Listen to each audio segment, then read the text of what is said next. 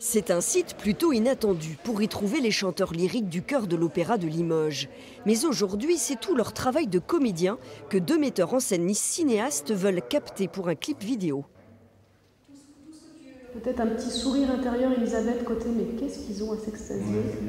Le musée des Beaux-Arts devient ainsi l'un des 12 lieux de tournage d'un spectacle que le confinement a contraint à être entièrement revu. Autre intention artistique, autre décor, autre présence scénique. Surtout pour des choristes d'opéra qui habituellement sont habitués à travailler sur une scène où on est vu à 15-20 mètres.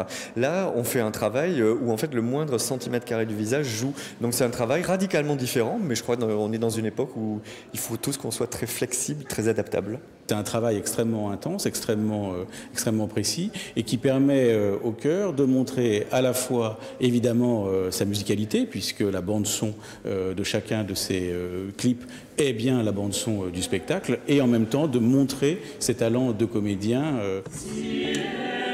Les voici cette fois chez eux, à l'opéra, pour leur travail vocal qui illustreront les clips.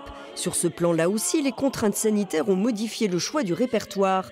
Il s'est porté sur des poèmes protestants a cappella. C'est vraiment un travail de soliste, là.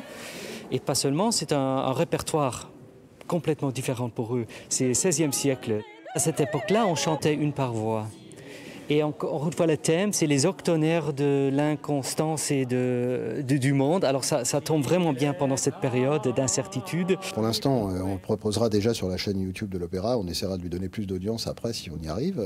On verra une fois que le produit fini sera réalisé. Mais c'est de l'amener avec des épisodes successifs, exactement comme une série en fait. 12 courts-métrages comme ici au Stade Beaublanc à découvrir en janvier 2021.